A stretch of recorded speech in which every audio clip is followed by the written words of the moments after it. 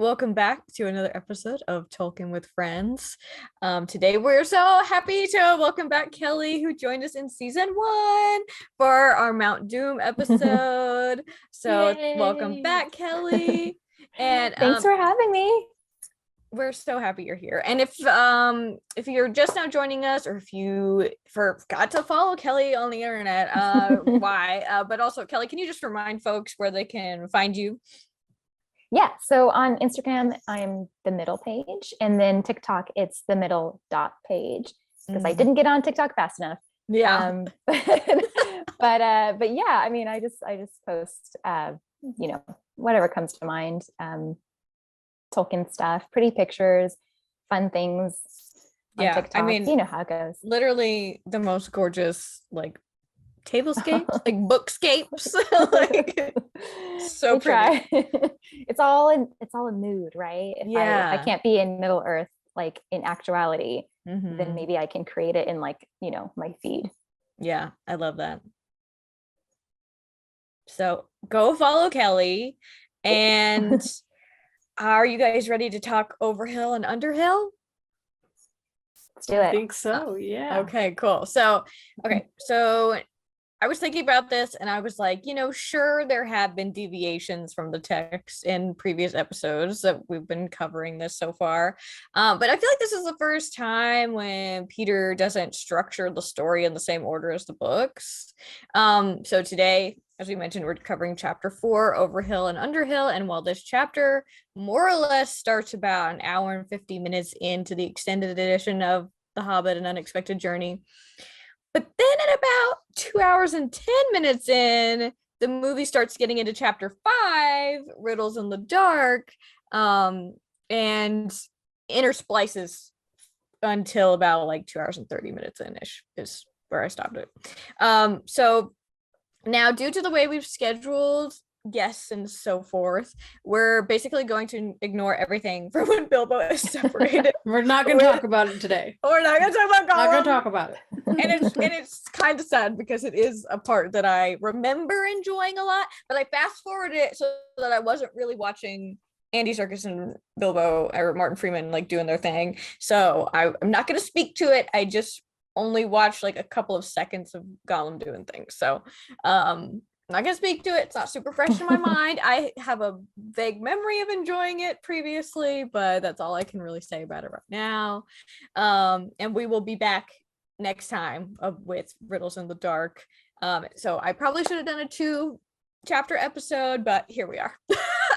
We didn't do it. I mean, there's a lot to talk about in chapter 5.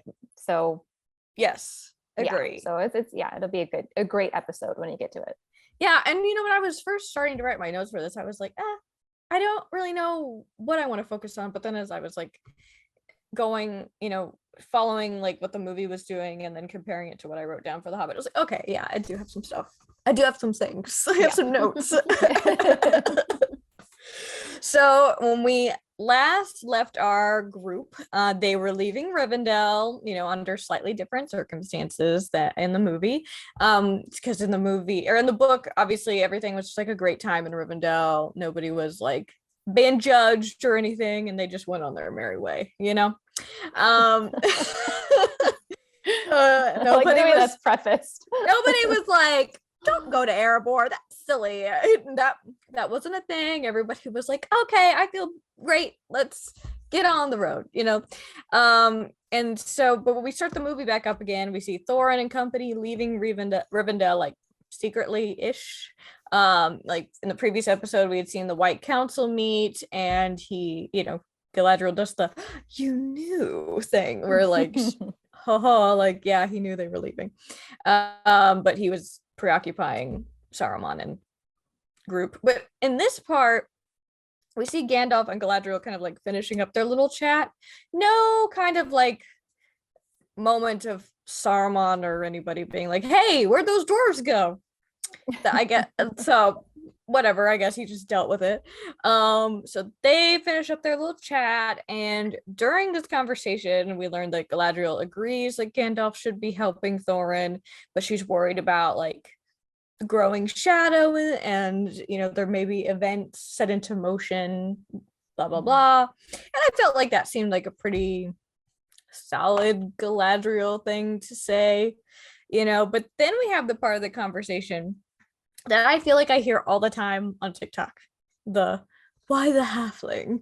And then Gandalf's response of Saruman believes it is only great power that can hold evil in check, but that is not what I have found. I have found it is the small things, everyday deeds of ordinary folk that keeps the darkness at bay. And also, I just have to say, I do love Ian McKellen and everything that he does. When he says darkness at bay, I laugh out loud every time because he says bay. Like, I don't know, it just like gets really low. So it tickles me. Simple acts of kindness and love. And then, he's like, why Bilbo Baggins? Perhaps it's because I am afraid and it gives me courage. And it's like not in the book, obviously, but everybody I feel like loves that moment in the movies. Like, it's very sweet, it's very cute. Yeah. It speaks to, I think, like the larger theme of Lord of the Rings. So it does a good job.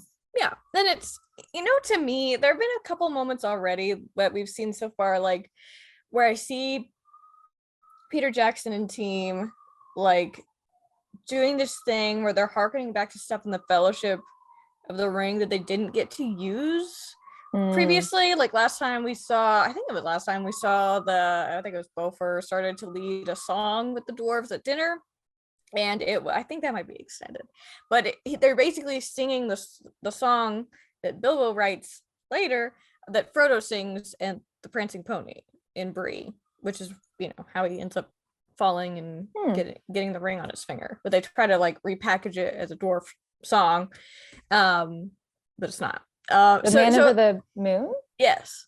Oh. Yeah, they have. I didn't catch that. Yeah. Or maybe I haven't even seen it. I don't know. Yeah. I didn't remember. I think it might only be in the extended cut. But it's there. It's like when they're complaining about the food. And so they're complaining about the food, but they're also complaining about like the music that the elves are playing. I bet he was tempted to do a lot of that, right? Because the nostalgia factor of it being, however many years between the two movies and rejoining the world and all of that. I mean, I get it. So what this point reminds me of, and this just might be me, but I want to run this by you guys to see if it makes you think of this at all, but it feels ever so slightly reminiscent of some dialogue from Rivendell and Fellowship, dialogue that is not in the movie Fellowship but in the books. So we have the quote from Elrond at the end of the Council of Elrond chapter. Yet oft is the course of the deeds that move the wheels of the world. Small hands do them because they must, while the eyes of the great are elsewhere. And it feels like semi-inspired by that. It's kind of the same vibe. The everyday deeds of ordinary folk is how they put it in this section. I don't know. They could be cousins in sentiment, I feel like. And with the line about simple acts of kindness and love combined with Bilbo giving Gandalf courage, which is also interesting because we really haven't been focusing on Bilbo that much in this movie, but he goes on to say that. It reminds me of the conversation that I had, and this was like pre-Callie joining as my co-host. This one was just me and Anna chilling on Sundays, like talking about it.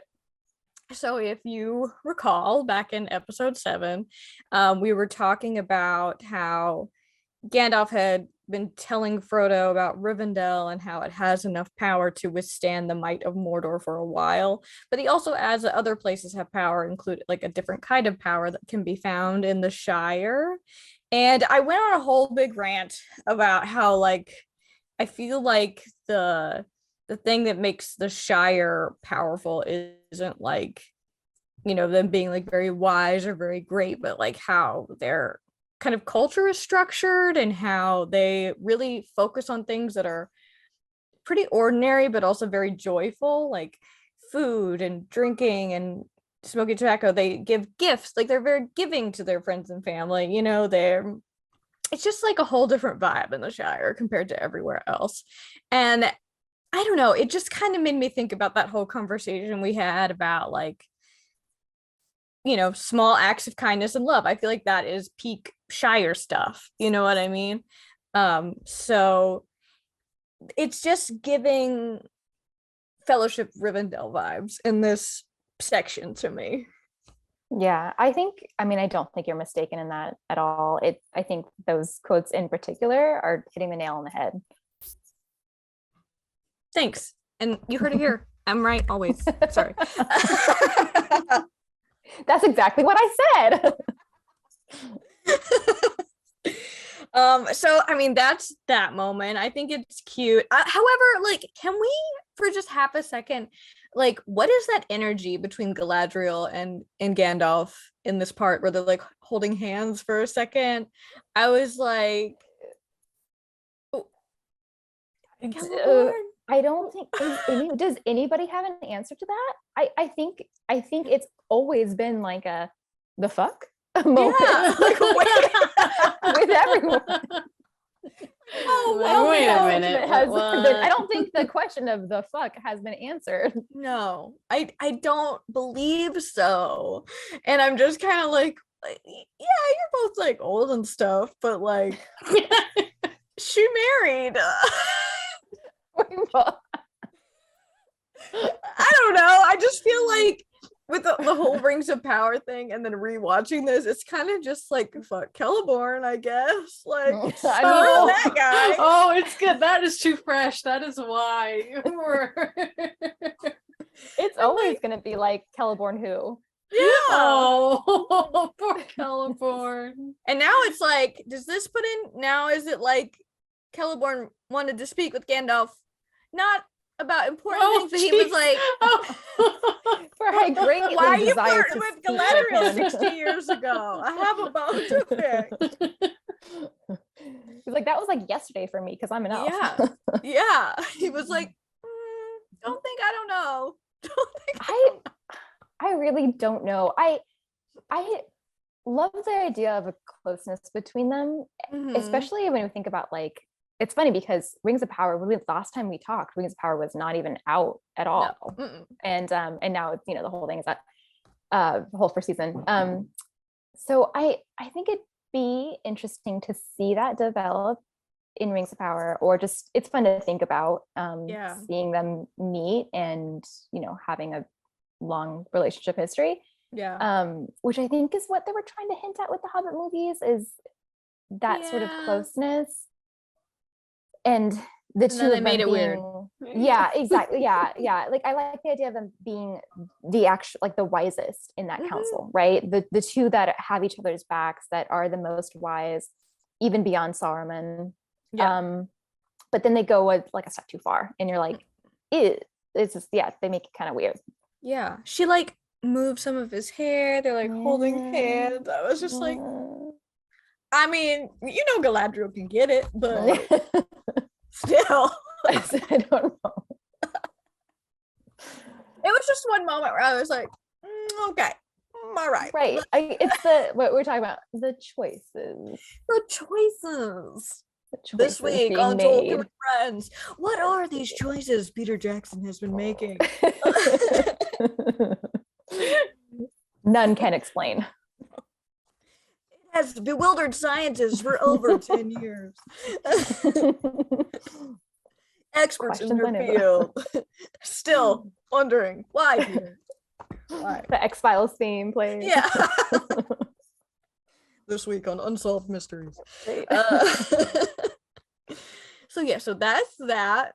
And then you know, meanwhile, the dwarves are making their way over the Misty Mountains, but not before we get some sweeping shots to make us think, oh, fellowship shots. You know, and of course, like, who doesn't want to see gorgeous sweeping shots of, you know, New Zealand, aka Middle Earth? But it's just funny. I'm like, well, that made good use of that helicopter or the drone or whatever they were using at the time. Yeah, right. They're like, we have this for the day, and we're always in single file. We're always in single file. Always single. Nope. We don't talk on our journeys. We like to watch each other's backs.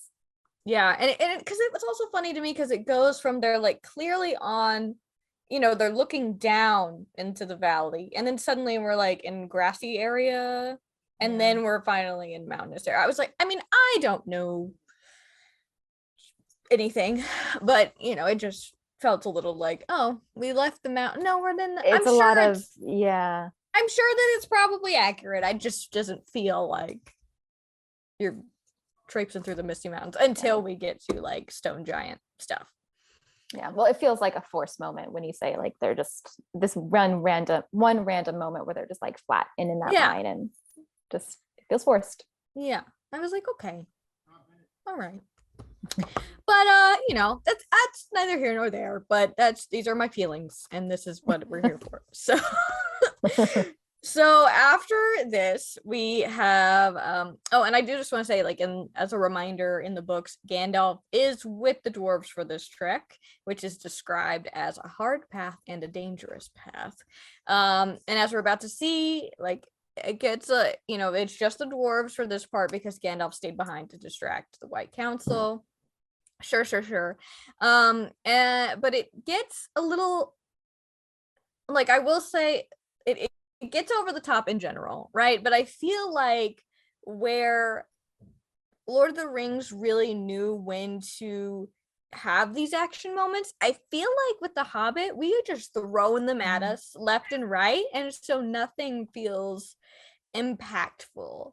Do you know what I mean? Like, we've already had a battle with the orcs or running away from them. Like, we've already had the trolls, and then now, and we know we're going to have the goblin stuff, like we know that as book readers, but then we have this whole thing with the stone giants, and I really thought it was kind of a bummer that they didn't give us kind of a moment, like, because of course this is The Hobbit and it is written for children, but I will say that Tolkien still touches on his creepiness that he's so good at, right? So like he instead of like throwing this like insane stone giant scene at us, I think it would have been interesting if they would have focused on like this description from the chapter, which is the nights were comfortless and chill, and they did not dare to sing or talk out loud or talk too loud, for the echoes were uncanny and the silence seemed to dislike being broken. And it's like, give me these creepy moments, kind of like when we're in Moria, but now we're on a mountain path, and we also know that when we even see the stone giants, they're like across the way and we see them, it's not like a big deal. It's not a stone battle. It's them hanging out. Yeah, it's like them hanging out under like an overhang. And it is windy and raining, and so they're still kind of getting wet and they're so cold, but they're kind of like trying to make do. And Bilbo peeks out and sees across the valley the stone giants were out and were hurling rocks at one another for a game, not punching each other in the face or knocking their heads off, Rock'em sock'em robots. Like there was no weird I mean, it was kind of interesting being like, oh, they're on the mountain, oh, actually they're on a stone giant this whole time, and but also that like just map wise, how does that work? You know what I mean? You're following a path. And it's not a path, it was a guy. I don't know. It's like it's just a lot, I feel like, for this moment. Like, just show me them uncomfy. You know what I mean? We do that in Fellowship. Yeah. We see the Midgewater Marshes and we just, they're just, I've got a root in my back, like stuff like that. Like, it's supposed to be that vibe, because we're about to get more. It's about to ramp up as far as action goes. Like, I just am like, wait, or I'm already tired. I don't know. Yeah.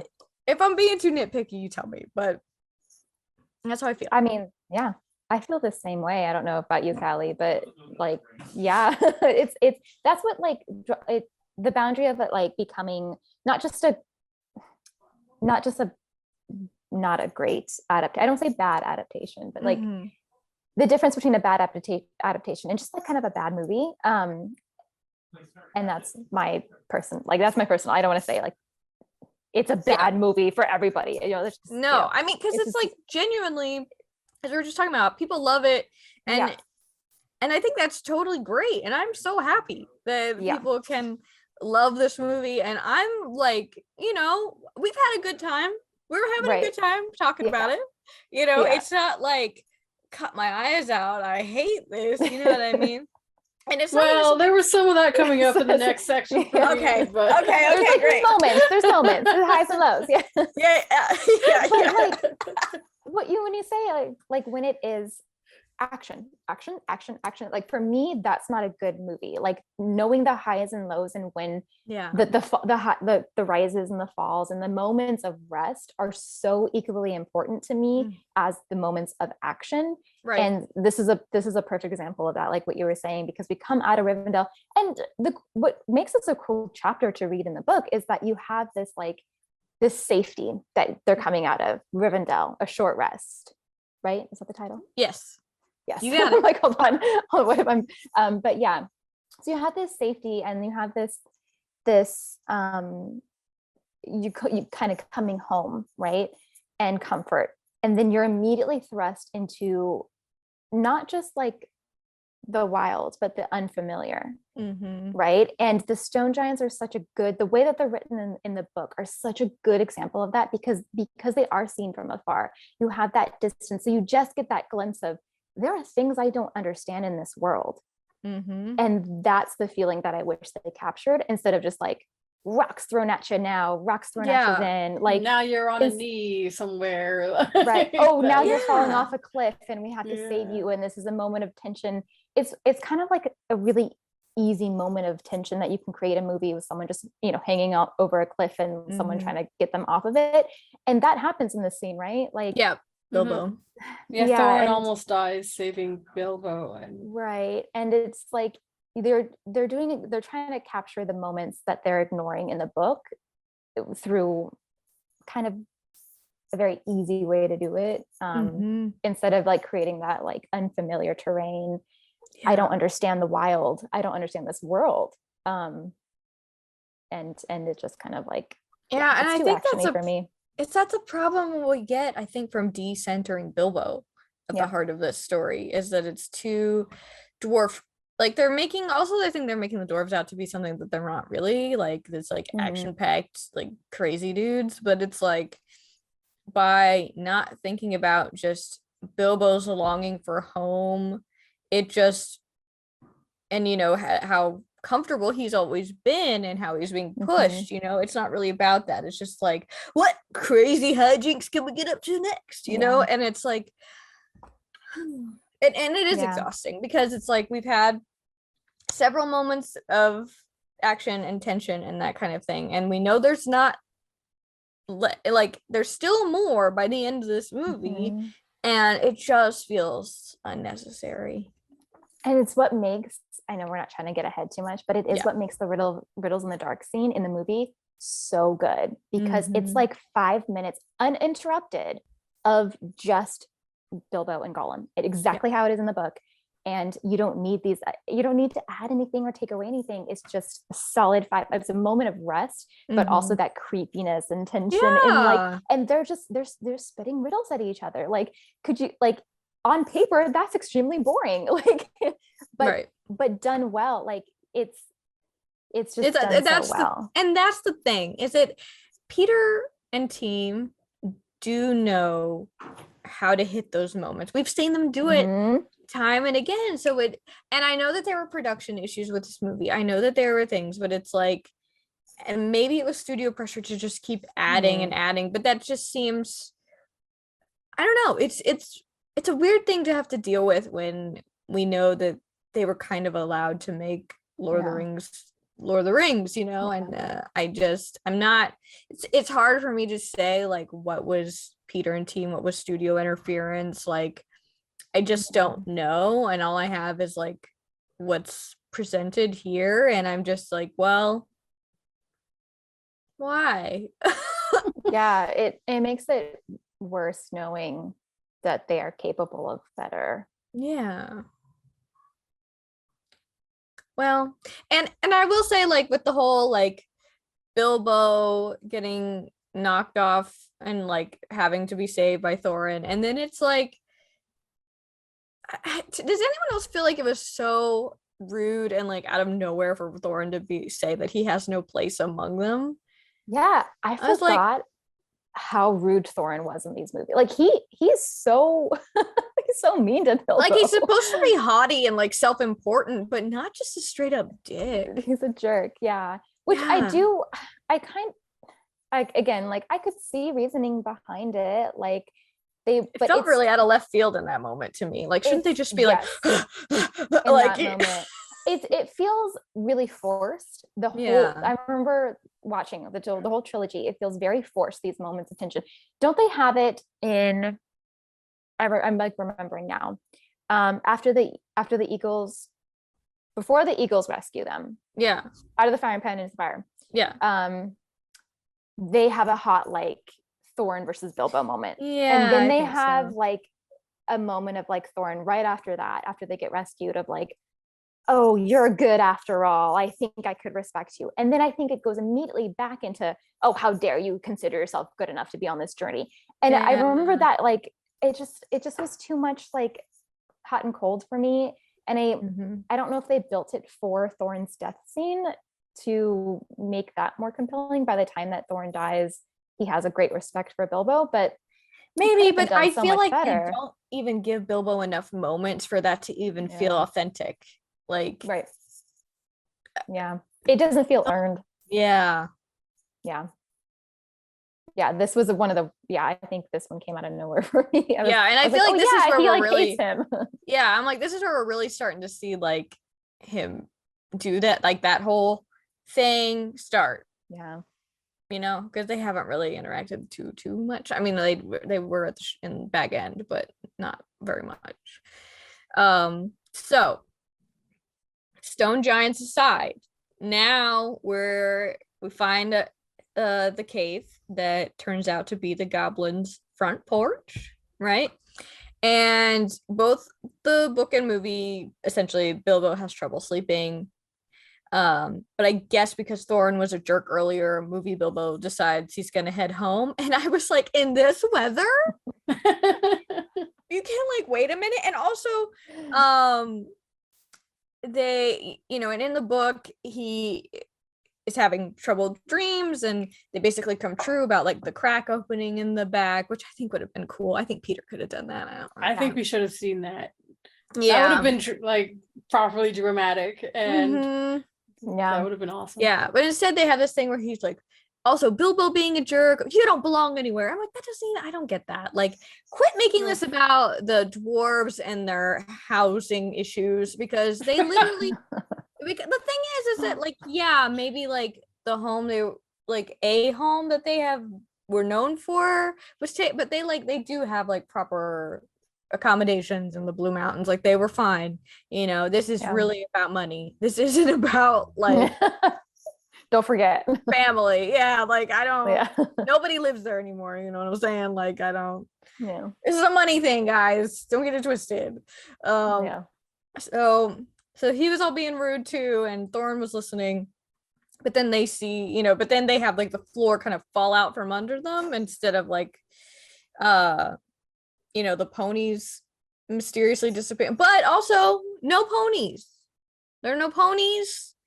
We've left our ponies behind so that we could have this like treacherous little tiny path thing that they were doing before, what we were talking about. And so I do want to say that that's weird to just not have ponies anymore.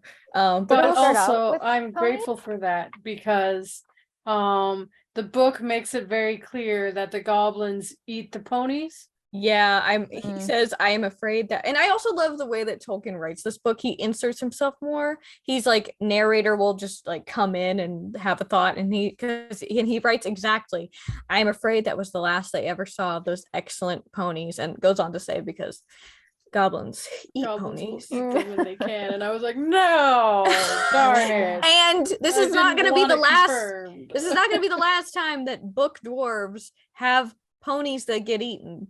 All right. Yeah. And I think Tolkien feels bad about it, because when we get to Fellowship, we have several groups or several ponies that we come into contact with in very precarious and dangerous situations, and none of them die. None of them get a scratch, and I think he was feeling bad about it. I think he was like, I shouldn't have done that in the kids' book. I need them to know. I need them to know that ponies can survive treacherous situations. Well, it's almost like he was thinking the reverse, because there's that line in Fellowship when they let go of the ponies, and he says, so they were saved a long and arduous journey, but they never saw Rivendell. And I love that sentiment. But Bill does. Yes, but it's almost like he's thinking, like you said, it's like he's thinking about them, like a good experience for them, right? Of like what could actually like change them and for the better, instead of just like dying and not being thought about. He is thinking about them in a different sense. I think that's a good point. Yeah, all the ponies make it, even Bill, even poor old Bill. Good old Bill. I know, best pony, and best like boy. And also, like, I love Fatty Lumpkin. I love saying his name. But he was never in danger. He's with Tom. Yeah. Tommy B. Just chilling. Yeah, he's living the life. I just imagine him like a My Little Pony. Like one of the toys from the 80s version. What would be his little like, I don't know. I think he's stars, blue. Clouds. Yeah, I think he's probably got lilies. Right. Oh, yeah. Right. Yeah. And he wears a hat. Yeah. A feathered hat. Mm-hmm. He matches his dad. Yeah. Or I guess they're not like that. They're not like pet parents, but I think, besties. Yeah. Besties, they start to resemble each other. Yeah. The best. Yeah. Mm-hmm. Yeah. So those are my thoughts on ponies. We are going to see more tragedy for ponies, but Peter is cutting out the tragedy for the ponies, which is fine. I'm just saying, it just seems like a hard way to get around Middle Earth without a pony or two. Yeah. So he just like ditches them. So I like they definitely were there, and then now they don't get eaten by the trolls. Bilbo lets them go, but I guess that's it. Then they end up running on foot away from the orcs. I guess they just go off into the wild. Maybe maybe they're the ancestors of the ponies we see in Fellowship. But because movie ponies just peace out. They're like, that's enough. So that's movie ponies. They leave us after the trolls because Bilbo lets them go. Okay. I had forgotten that. Yeah, because the trolls try to eat them. It's like a little different. It's not them. I skipped the trolls when I watched the movie. I was like, not my chapter. Not my chapter, not my problem. So that's the story of movie ponies. So I'm assuming they're fine. I don't know. Yeah. But they did not make the trip to Rivendell. We went a weird way to Rivendell in the movies. So that's ponies, and they get captured by the dwarves, and they kind of just like fall into this little catch system. I feel like they do this all the time. They're just like, and then the goblins kind of swarm them, and we do get the great goblin singing the goblin song, and like I think it is the words mostly, and the words are always kind of silly, but I do think it was interesting to note that Tolkien writes that Bilbo said that it sounded truly terrifying to Bilbo. That's definitely not the vibe in the movie. It's very like, no, it's not silly. But we get it. So that's cool. But now I think at this point we have to talk about the design of the goblins. Oh. Right? I think we have to. Oh. Right? I have in all caps, why did they make him so gross? That is the thing, right? Like it's okay, so for anybody who, I know we mentioned this before, but if anybody is confused, orcs are goblins, goblins are orcs, and hobgoblins are the larger kinds of orc. But I don't think they ever use hobgoblin in the movie, but they call them goblins.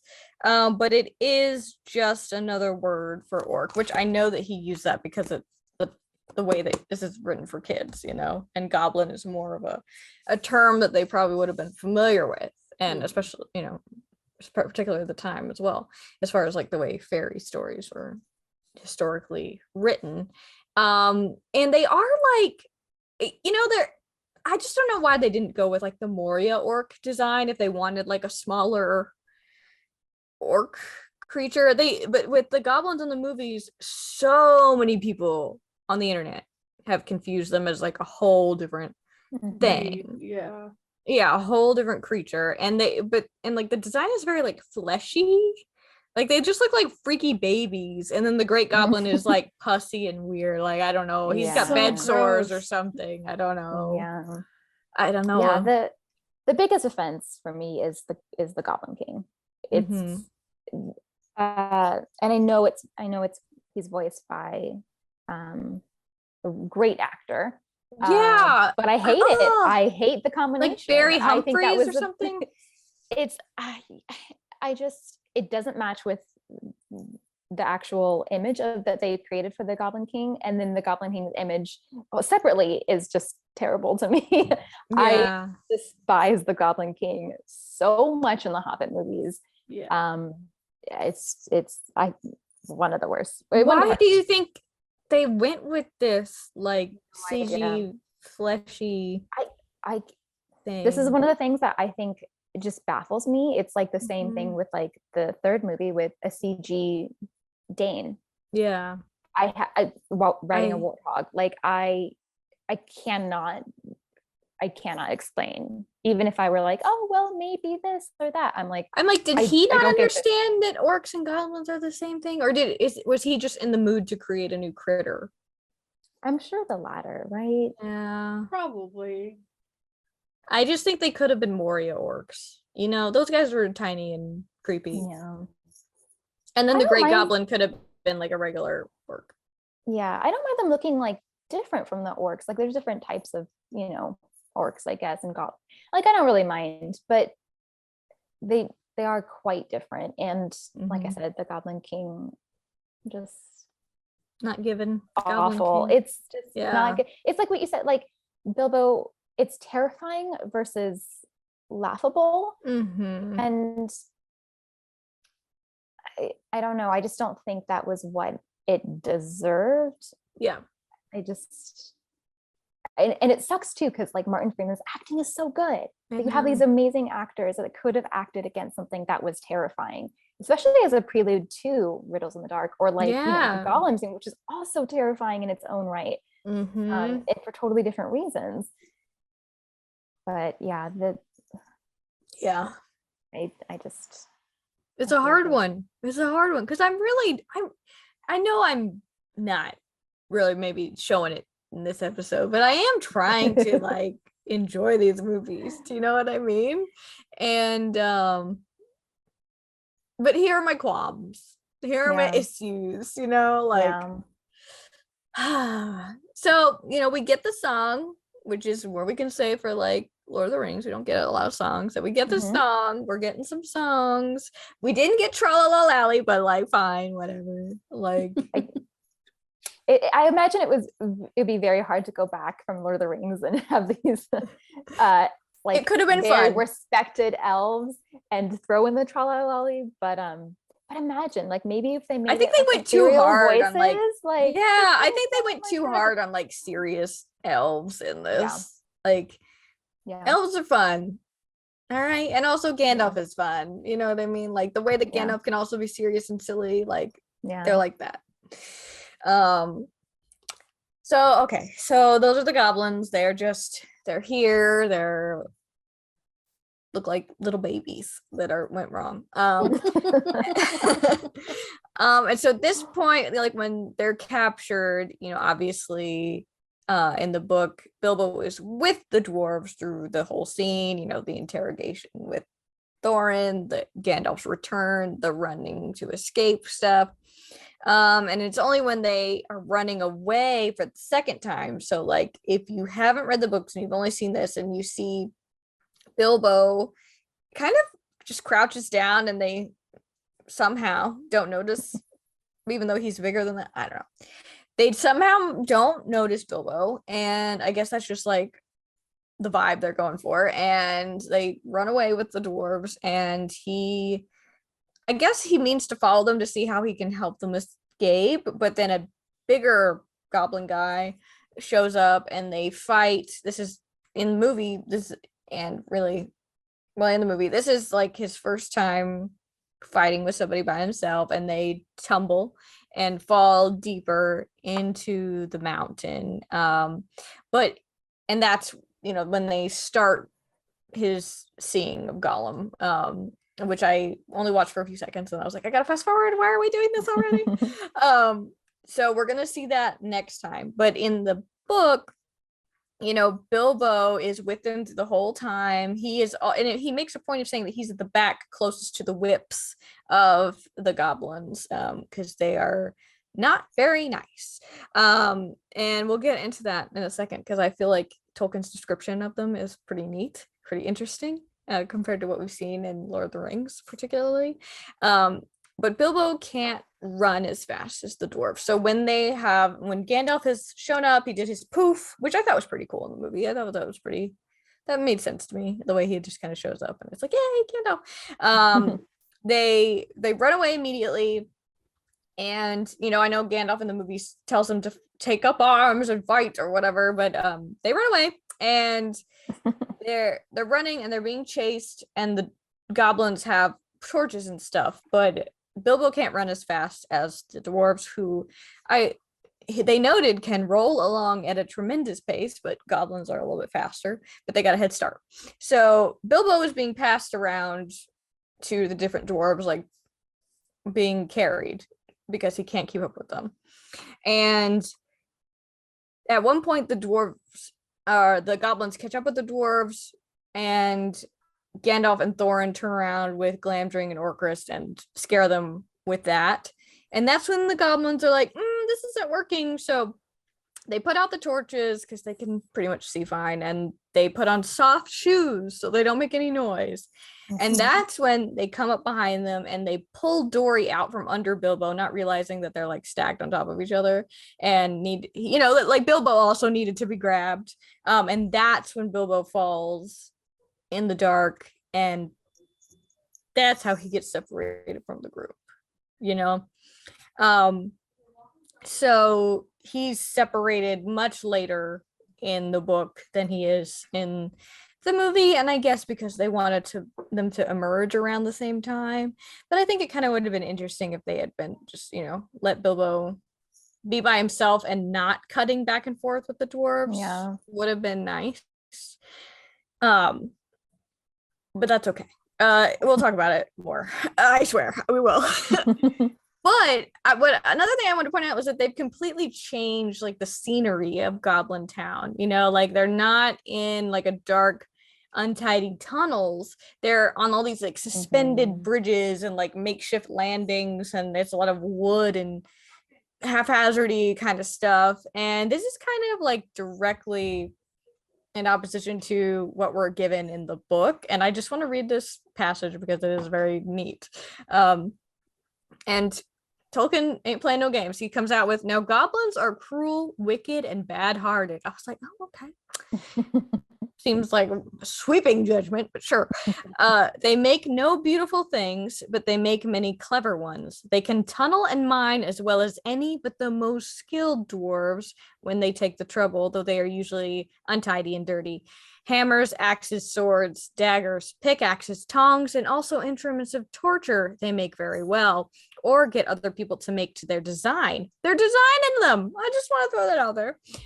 Prisoners and slaves that they have to work till they die for want of air and light. It is not unlikely that they invented some of the machines that have since troubled the world, especially the ingenious devices for killing large numbers of people at once, for wheels and engines and explosions always delighted them, and also not working with their own hands more than they could help.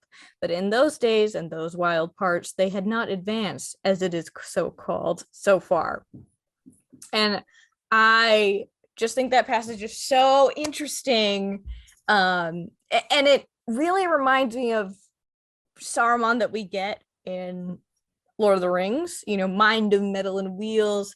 It reminds me of when Sam later on realizes that he doesn't want to rule, like when he has the One Ring, and he doesn't want like to force people to garden for him. He wants to do it with his own hand. So we're really getting a lot of like values of Tolkien up front here. And and one thing that I think is cool about The Hobbit that doesn't really happen in Lord of the Rings is that he is juxtaposing this with like our modern day, right? Like this is the past, and these guys have made things that, you know what I mean? Like he's weaving in the war stuff without weaving in the war stuff. You know what I mean?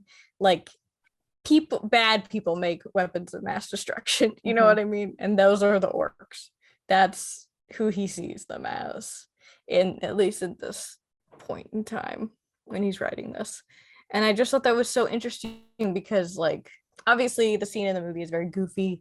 Like, we're not learning anything new about, like, we don't really care, right, to get to know who these guys are. They're just a problem for the dwarves to solve. But also, like, it just becomes, like, mayhem. Like, that whole scene when they're running away, it's like they're all separated and they're together and they're just, like, fighting. And it's just an immense amount of goblins. I'm glad that Gandalf still gets to deal the killing blow to the Great Goblin, but then it's like you turn around and it's like there's so many of them. Oh there's so many of them. Yeah. But I thought that this was really interesting. Like their design, like they design weapon. Like these guys are autonomous. Like they're not silly. They're scary, and they have stuff to do. You know what I mean? Yeah, I think it's interesting that we both pulled that quote of goblins don't make beautiful things, but clever ones. Thought that was a good one. It's really a moment that compares goblins and dwarves in a really interesting way. And it's, while it is dangerous to take something written in a book and say, this is the author's views on XYZ, that is dangerous.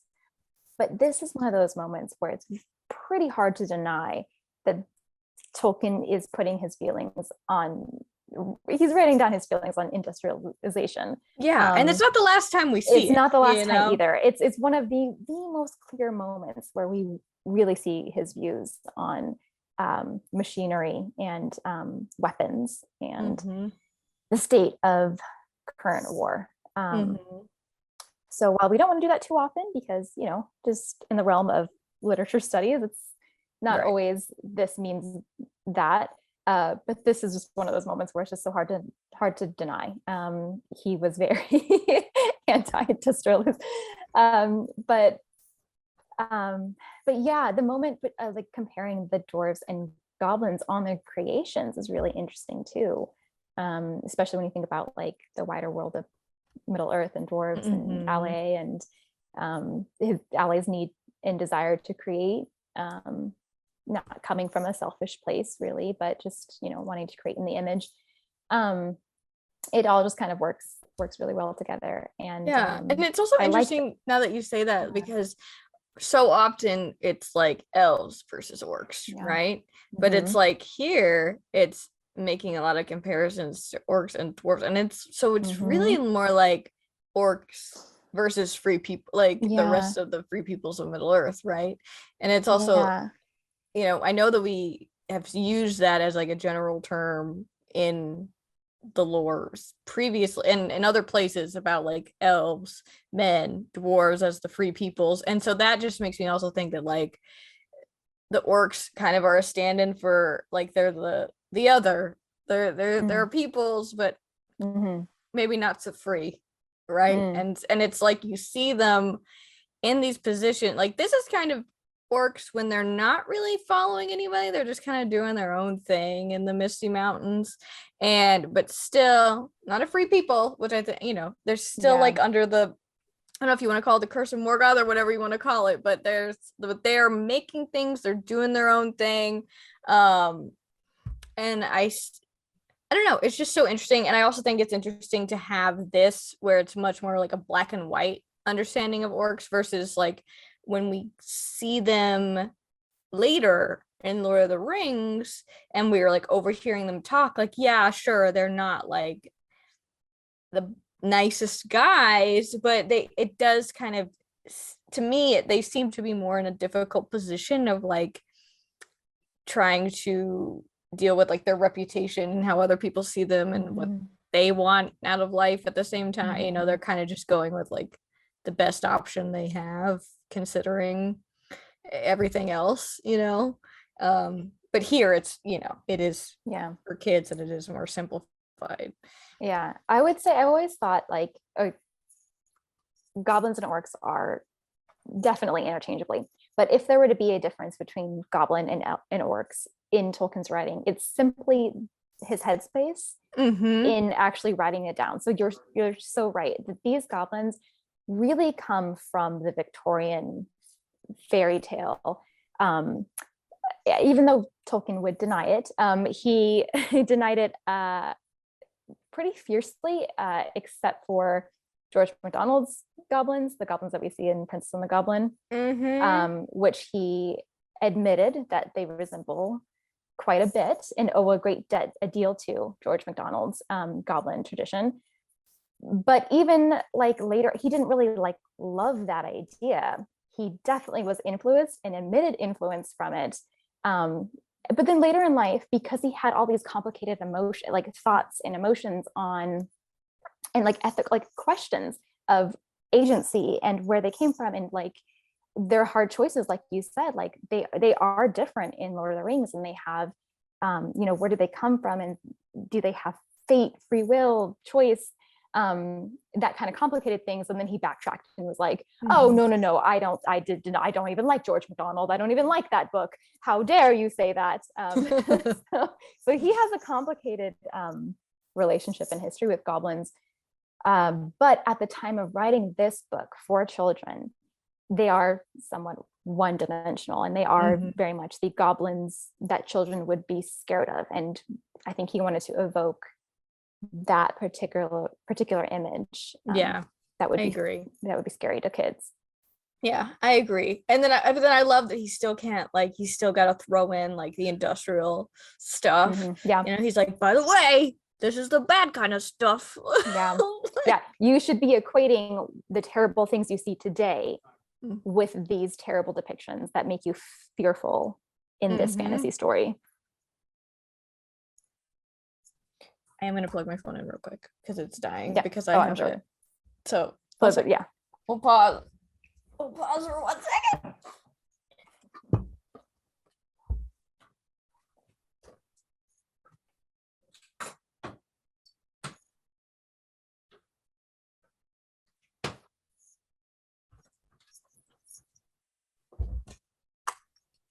I'm using it for Wi-Fi. I didn't want it to like. Oh, that's right. Oh yeah. Oh yeah, and that's like probably zapping your battery too. Yeah, I was like, she's an old girl. She can't take too much, you know. Yeah, I know, she's gotta get some juice. It's like my computer.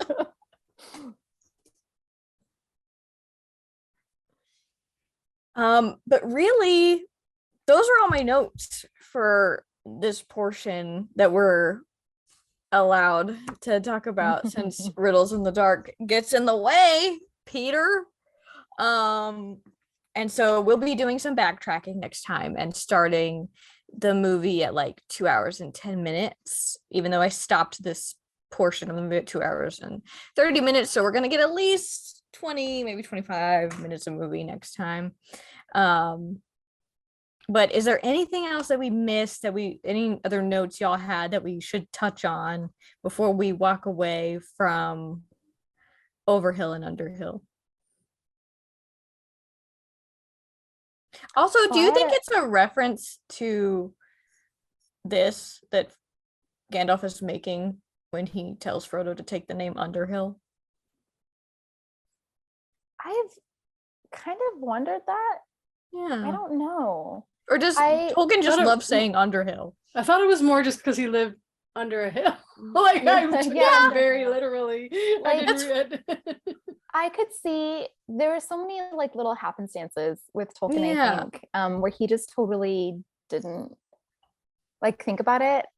Especially when it comes to language. What I think about it's like it feels like it's like this type of the way he writes in The Hobbit, it's got such a more whimsical take on Middle Earth, and like it's almost like he tries to ground the first part of Fellowship in this version, right, before he kind of goes off and it becomes a bigger thing.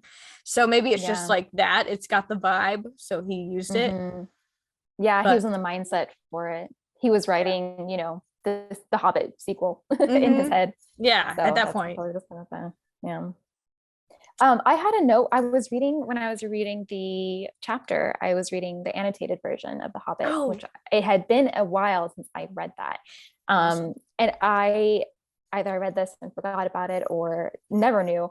But so Douglas Anderson writes that the goblin crack idea actually came from something. So the idea of like a crack in the wall where like you can fall through into like goblins, it might be inspired by a 1920s play where children fall through a crack between yesterday and tomorrow and have to watch out for goblins. And the play is called Through the Crack. And I just totally never knew that. And I thought that was really interesting. Wow. Is that like a scary story that they would tell kids, or? It was a play. It was a 1920s play. So I don't know if it came from like a nighttime story that eventually worked its way into the imagination of one person who wrote this play, or if it was really just this one person's imagination.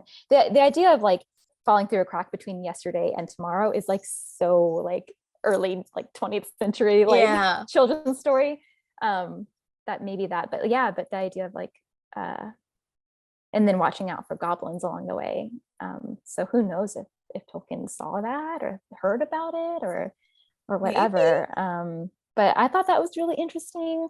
And then all of my notes too are just from like, I just love the language that Tolkien uses.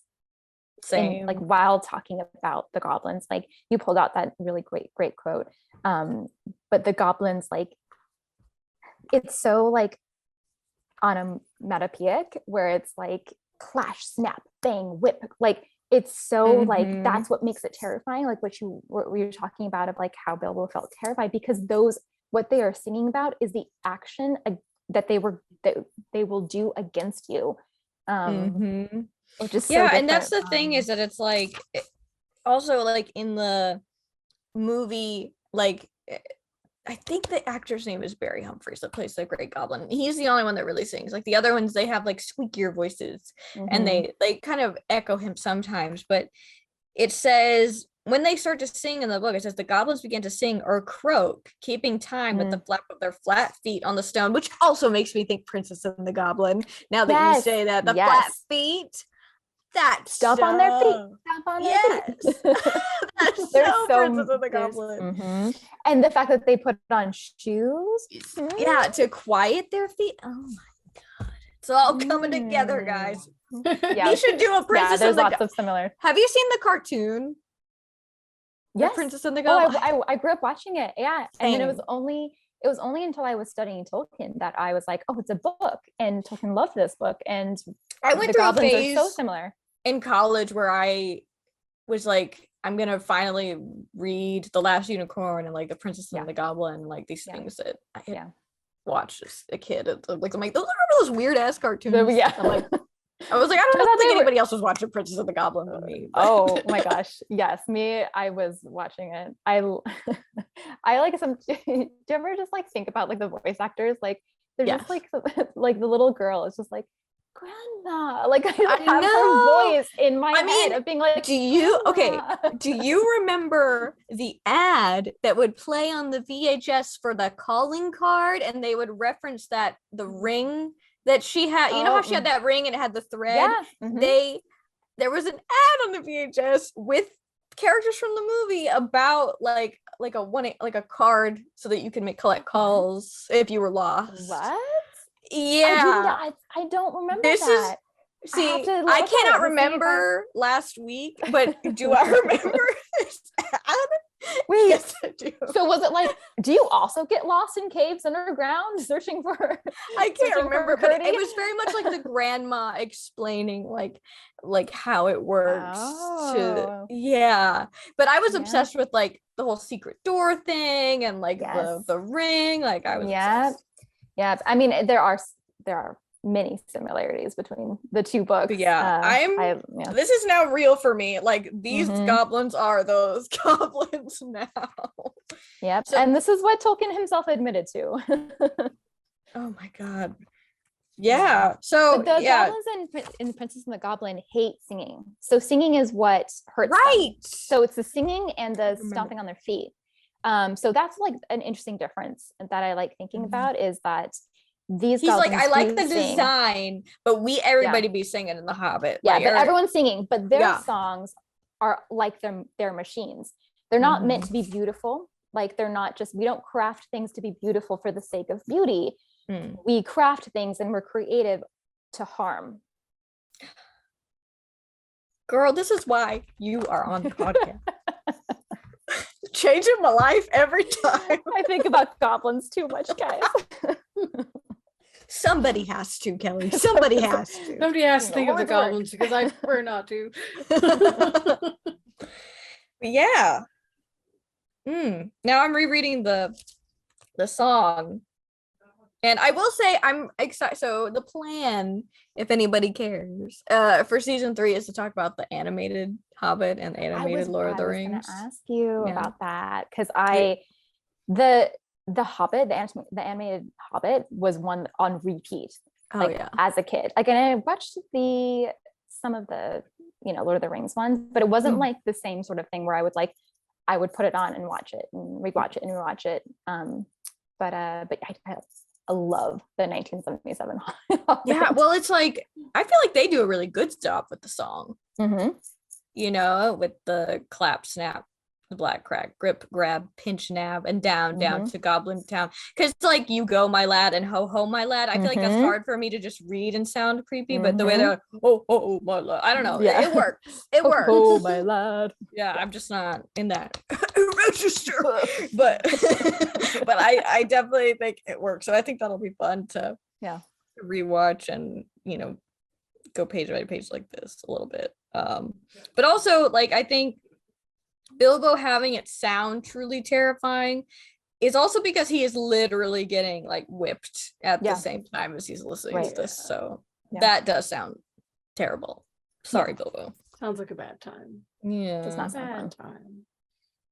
But there is like a section that I had sort of picked out, and it goes with like what you were saying about the language of it.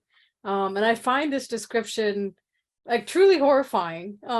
So it's when the goblins see Biter or Beater for the first time, and they're all freaking out. And so it says the yells and yammering, croaking, gibbering, and jabbering, howls, growls, and curses, shrieking and shrieking that followed were beyond description. Several hundred wild cats and wolves being roasted slowly alive together would not have compared with it. Whoa. Tolkien!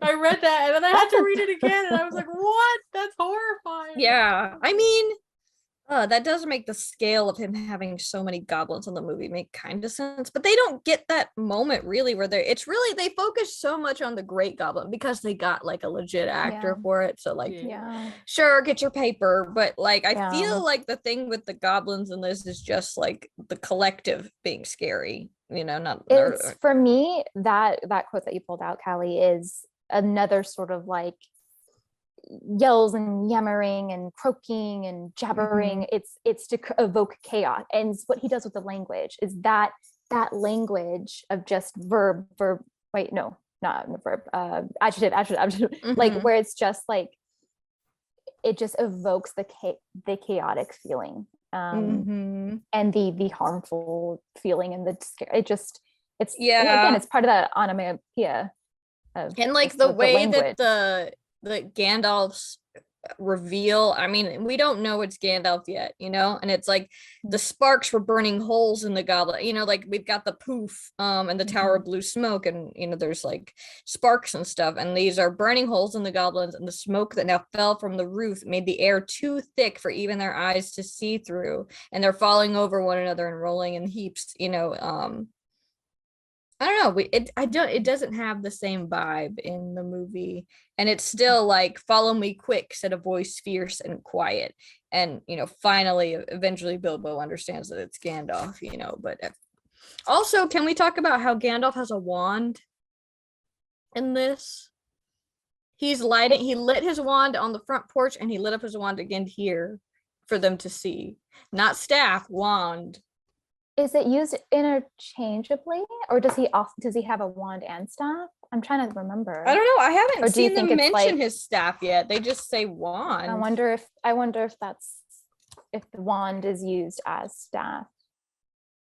Don't know. And vice versa. Maybe Radagast gives him his staff right before this scene. Is that?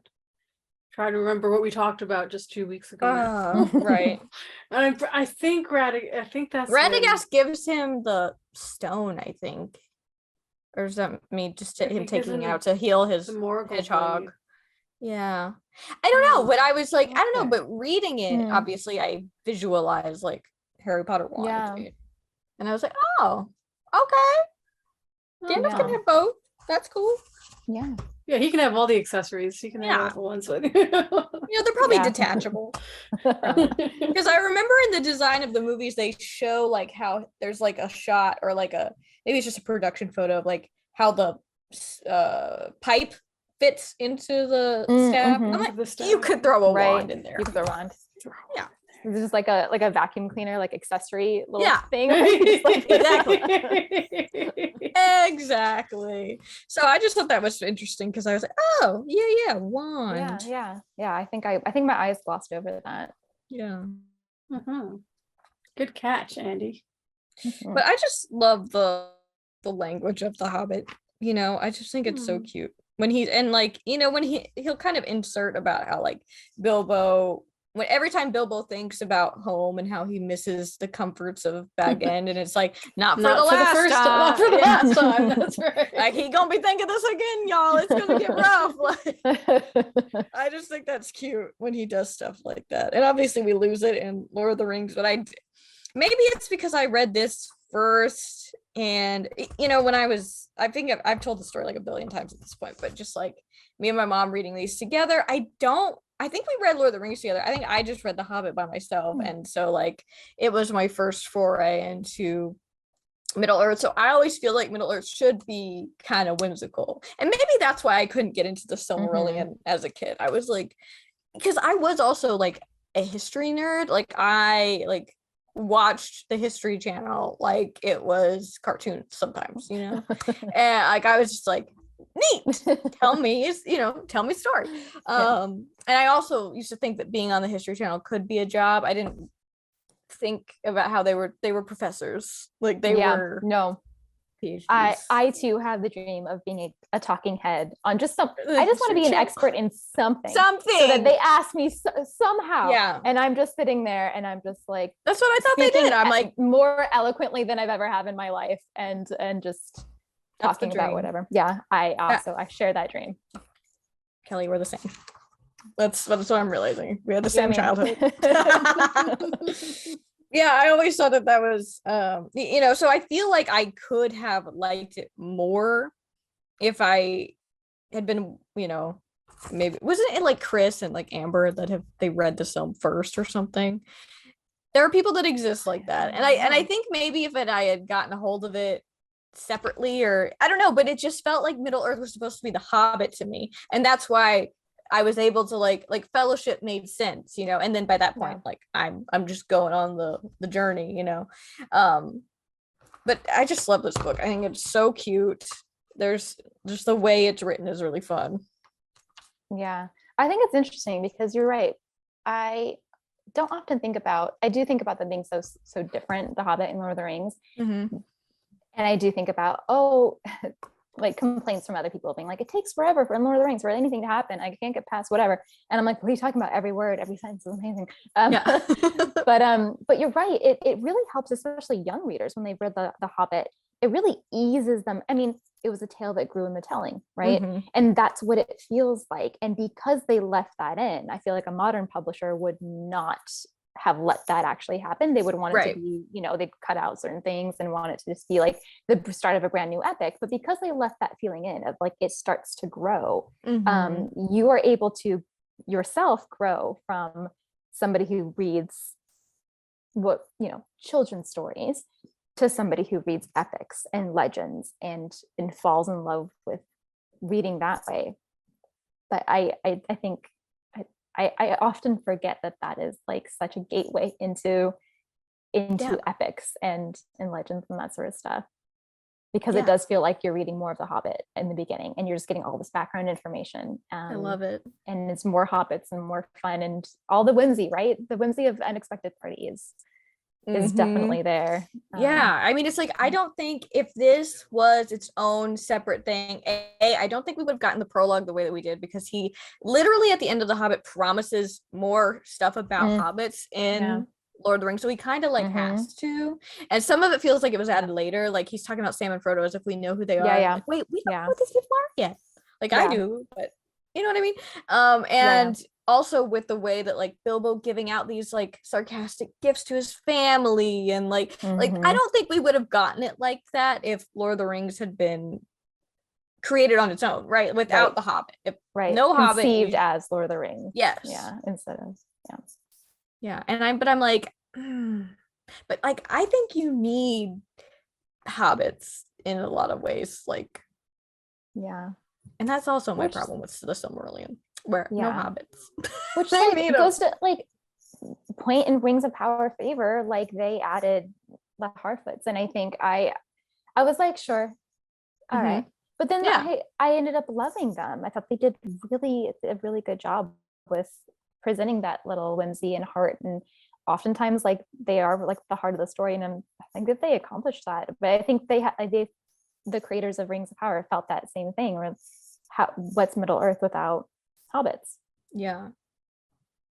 And I've seen like mostly dudes, but like some people that are like real hardcore lore nerds, and they're like like they don't need hobbits for it to be like Middle Earth, but I'm like, don't need hobbits. I've seen people say that, and I'm like, I think you misunderstand the magic, the assignment. yeah, whatever. If you want to fight me about it, I don't feel like it. They could just go play Skyrim, right? Yeah, go forth and go whatever video game that takes elves and dwarves and go live that life. It's not for me, and that's for you. Okay. All right. Well, that's how did you is that I think that feels like where we will leave. Great chat, ladies. I love it every time. The best time, every time. Always so much fun talking to you guys.